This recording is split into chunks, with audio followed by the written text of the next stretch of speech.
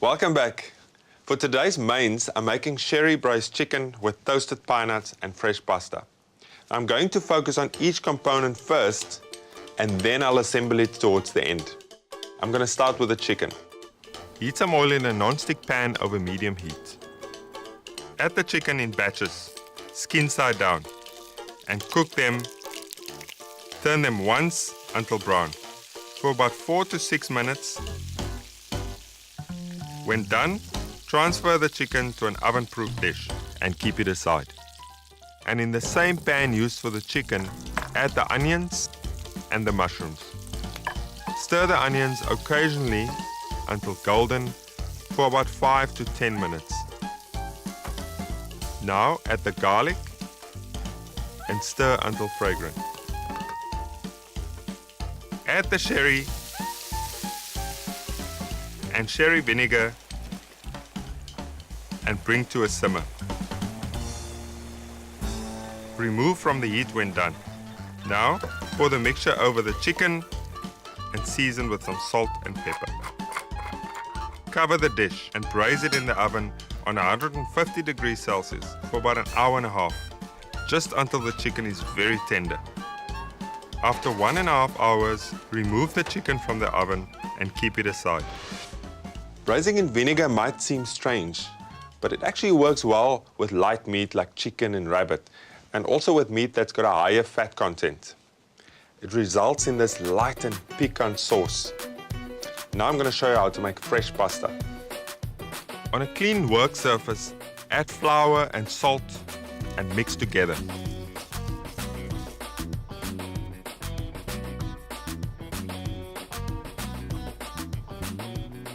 Shape into a volcano and make a well in the middle. Pour in 2/3 of the eggs. Using your fingertips in a circular motion, gradually stir in the flour until you have a dough.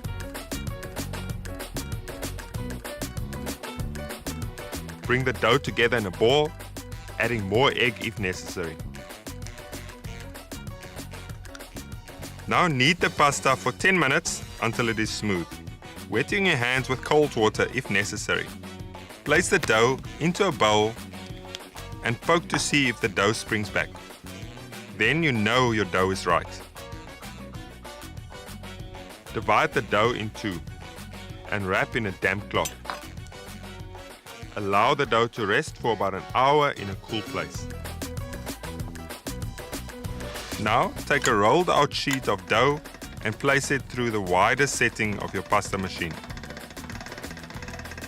Put it through each setting twice, then fold it back on itself and repeat the process.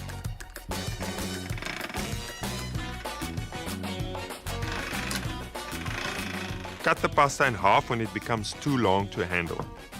When the pasta has a good sheen to it and is thin enough to your liking, cut it using a knife or use the cutter on your pasta machine. You can also roll out the pasta and then dry it. It will last much longer this way.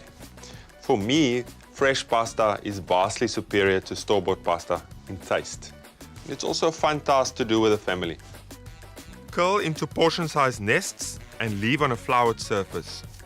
Cover with a damp cloth. Now heat a large pot of water with salt and bring to a boil. Add the pasta and cook for a couple of minutes. Stir occasionally to keep it moving, but be careful not to break it. When done, remove the pasta from the heat and strain. Now keep it aside.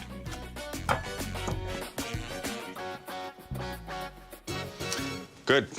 Now for the tapenade. Use a food processor and add the basil leaves, small roasted cloves of garlic, anchovy, some freshly squeezed lemon juice, olive oil,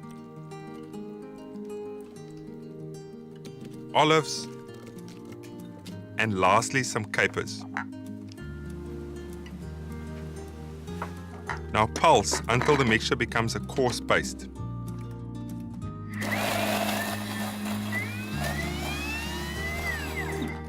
Remove from the jug and keep it aside. Now for the warm vegetable salsa. Cut across into the back of the tomato. Blanch the tomatoes by placing it into a pot of hot salted water for 2 minutes. Then remove and place in a bowl of ice water. Now peel and de-seed. Slice the rest of the tomato and keep aside. Now cut the baby marrow into thick slices and then in half. Season it with salt and fry in a pan with some olive oil. When done, remove from the pan and drain on some kitchen paper. Next, take the pepper and roast in a preheated oven on 220 degrees Celsius for about 15 minutes. After 15 minutes, take the pepper out of the oven, remove the skin and dice into small pieces. Now, add the pepper into a pan with a tomato and season with some salt. Add some thyme, baby marrow, and lastly, some olive oil.